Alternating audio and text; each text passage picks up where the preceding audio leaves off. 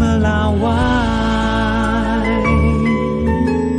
Saudara, beralih ke informasi lain, Minggu malam Presiden Prabowo Subianto bertandang ke kediaman Presiden ke-7 Indonesia, Joko Widodo. Apa yang menjadi pembahasan dalam pertemuan kedua tokoh ini? Benarkah keduanya membahas soal Pilkada 2024?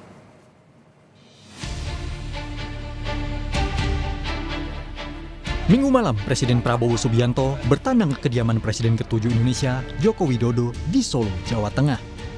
Kedatangan Presiden Prabowo disambut langsung oleh Jokowi dan Iriana.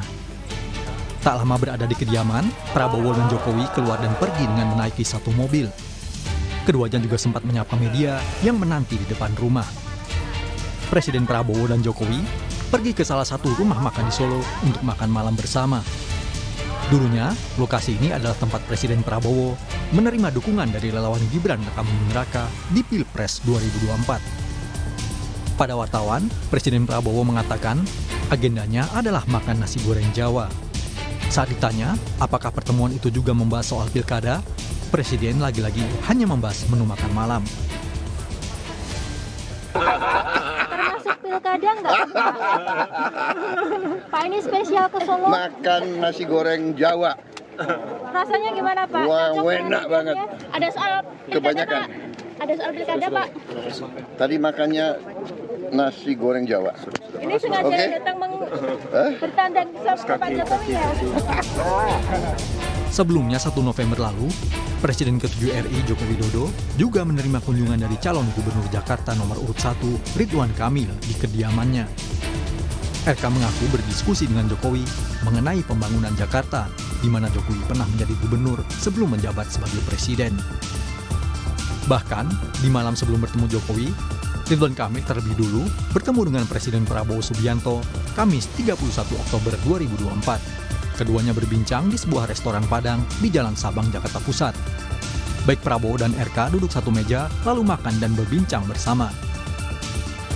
Ridwan Kamil menegaskan, melalui pertemuan dengan Presiden Prabowo dan Jokowi menjadi bukti keduanya mendukung dirinya.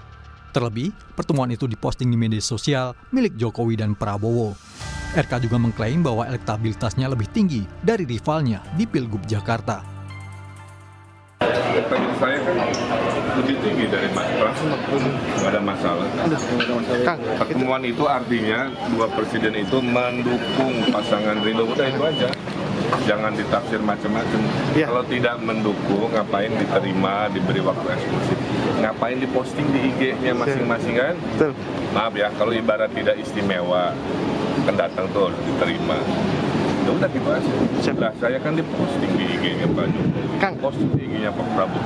Itu menunjukkan secara tersirat bahwa presiden itu mendukung, ya kira-kira begitu.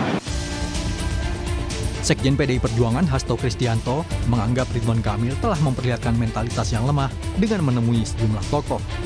Hasto mengklaim langkah yang dilakukan Ridwan Kamil itu dilakukan untuk mendongkrak elektabilitasnya yang disebut Hasto sedang merosot.